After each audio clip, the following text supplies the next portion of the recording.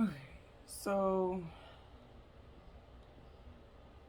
the basic structure of three is the first whole unit. That's like what you need to build a basic foundation, and then you move to four, and four is a stable foundation. Three is a basic foundation. Four is a foundation with a friend. Five is a foundation of friends with benefits. I don't know. So you have three, and the number three connects to specific letters, and specific letters connect to specific energy waves, like brain waves, electrical waves.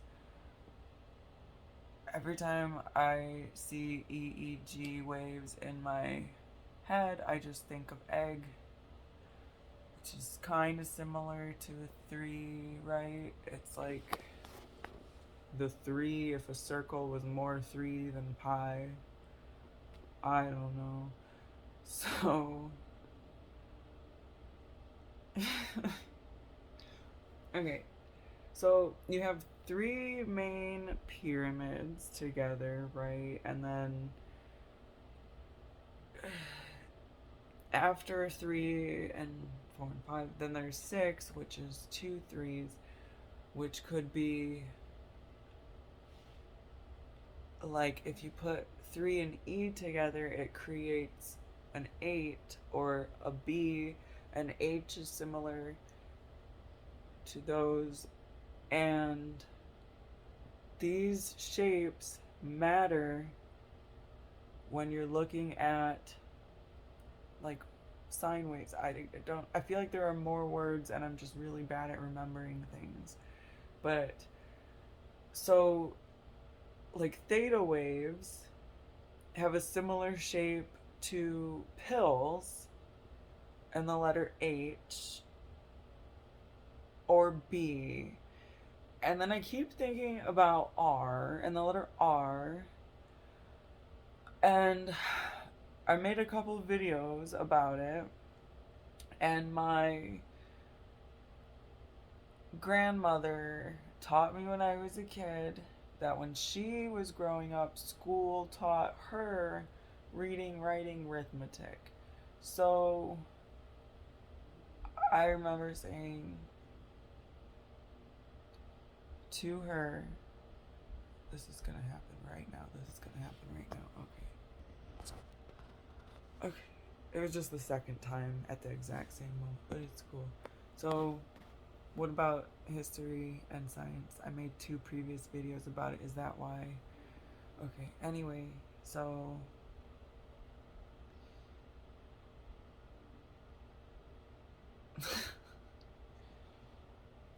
so she called them the three R's. So I'm assuming that there's a reason that there were schools teaching people to call it the three R's, even though writing has a W and arithmetic has an A. I also think that a lot of old business people used to use anagrams in order to pass down things to their children, but then some children just like confused their brothers, and I don't know. That is not the point. It's just so reading, writing, arithmetic. And then earlier I was gonna make a video and I got completely distracted.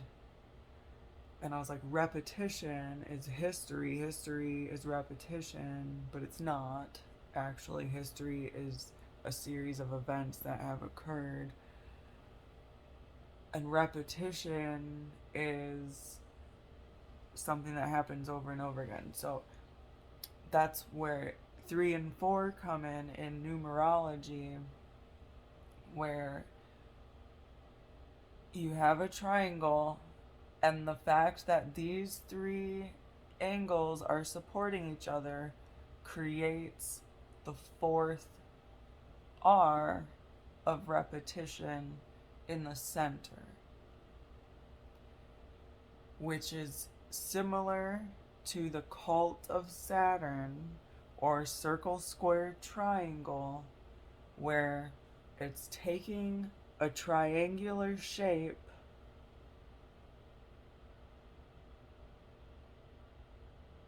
taking a series of circle, square, and triangle and creating a movement between the three shapes that creates a Fibonacci sphere, like a flower of life sphere energy dome. That's the cult of Saturn. So you could consider Mecca to be a version of Saturn worship in the fact that it's a circular movement around a square that creates a prayer, of a meditative prayer that they're joining together, and you can join as well in prayer. But the movement of the people, the humans, the people moving around this square of the element and color and shape that it is, and just everything about it creates this vibration that is in this movement pattern of repetition. And that's Saturn. And so that's kind of what the rings of Saturn represent. And then the rings of Jupiter are like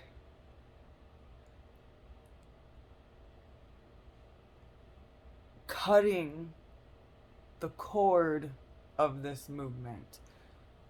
And I know Jupiter is supposed to represent expansion, but it's not that Jupiter creates expansion, it's that Jupiter is an expansive elemental energy. So having a little ball of Saturnial energy movement, and then having Jupiter with it, how grand it is, join that movement, it's like it almost cuts it. And Jupiter's made of diamonds, most generally. So that's a pretty good metaphor, like a diamond cutting through something soft and flowing with a little bit of substance to it. But it's almost just kind of like Saturn itself is something that has so much gaseous movement that it creates this hard element within itself.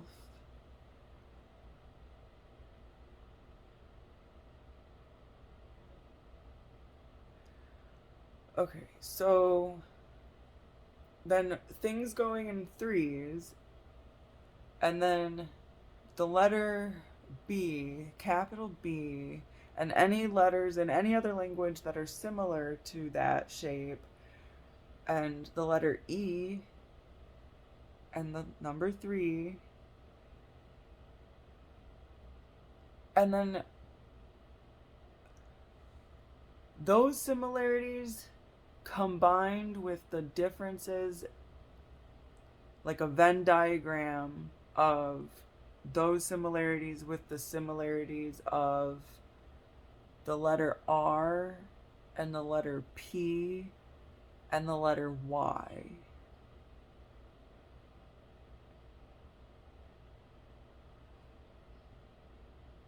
And I feel like A is just almost like the cap. It's not similar to that group. I feel like A is a cap letter, and that's why it's alpha, because it's the cap. I don't know. This is just English letters, so. But it's words that we kind of just speak every day. Okay, so I think of the triangles and then things in threes and then reading, writing, arithmetic, and then the flag of Amsterdam having three X's and basically being a port city, and how clowns used to have the three dots, and then the clown makeup combined with the hat creates this kabbalic symbol effect. So it's like when you look at a vintage clown with the hat with the three dots and the clown makeup, staring at that photograph, or even if you looked at someone with that makeup and outfit in person, it creates this kabbalic mirror. And de- if I don't know what that means to you, I guess it depends on what the kabbalah means to you and how you use that in your daily life. But it's generally an energy force field of your chakra system, and how it would run as if it were a numerical engine. Okay, so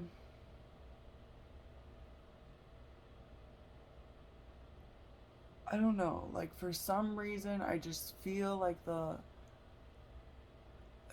Orion belt and the letter R have something to do with Egypt and the pyramids. Like pyramid. Yeah, because the letter Pyr. I wasn't even thinking. It's just the shape of those three letters. And then pyre. Okay. Okay. I think that's something that I'm going to meditate on for a little while. Because it's just a jumble of different letters. But it's like I'm constantly looking up the root origins of the creation of words. Like, why is it called that? And why do you use that sound to describe that thing? And for some reason, I just feel like the letter R, electricity, like, has something to do with a connection in water, and the number three. But that sounds crazy. So, I don't know. I'm probably going to make some art about that or something.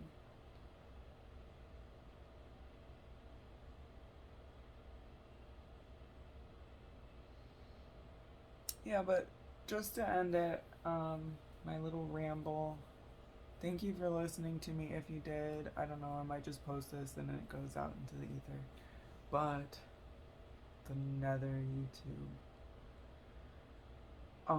Yeah, so just every time you think of a clown, consider that it's old magic, old spells, old witchery, old science in order to invoke a response within you that will connect you to the other person's eyeballs and their psyche through Kabbalic symbolism.